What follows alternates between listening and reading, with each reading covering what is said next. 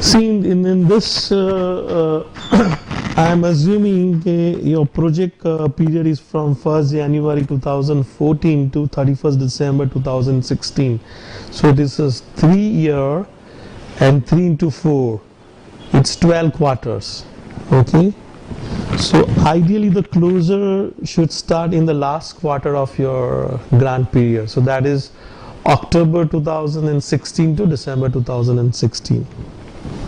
Okay, all your invoice has to be on or before 31st December 2016.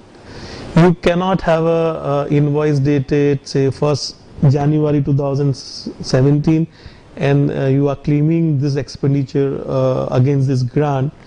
It's up to the donor. Donor might reject that expenditure. He can say clearly, okay, this is not pertaining to my grant period.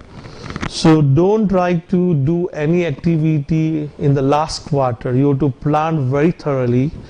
So in the last quarter you need to take a very hard look what can be finished and what cannot be finished. Okay, so don't try to start any new activity in the last quarter of your project grant. Okay, so it looks about we believe in a bad planning. And for example, you want to hire a consultant for let us say any feasibility study that cannot be done in the last quarter. It talks about a bad planning. Last quarter is always an evaluation part, so it makes sense to have a consultancy invoice of the person who is doing the final evaluation of the project, which happens in the last quarter.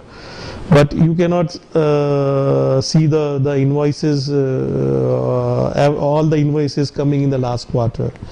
Okay, so that hard look you have to take it. Don't start any new activity, and try to understand the difference between the accounting your liability and making an actual payment. See, by 31st you need to seek all invoices, whoever saw your service provider, book your all expenditure. That means, okay, you have closed the books on accrual basis. The payment can be done even after 2016 also, because when you send a report to a donor, in my previous answer I explained the concept of a fund balance and the cash balance.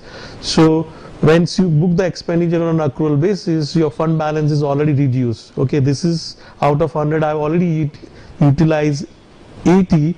I have a cash balance of 30 because 10 rupees I have still yet to be paid to my beneficiaries. But in your report, this 10 rupees on accrual basis should be included.